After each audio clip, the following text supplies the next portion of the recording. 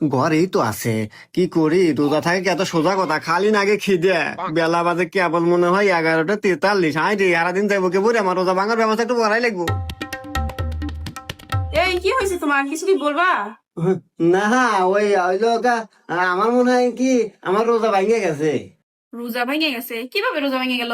ওই হলো বাজারে গেছিলাম, আমার মনে আসলে না যে আমি রোজা আছি। ওই মনের বলে সদাই খাওয়া দিছি। ও, এই ব্যাপার। মনের বলে কিছু খাইলে রোজা ভাঙে না। না, আমি তাহলে কি করি?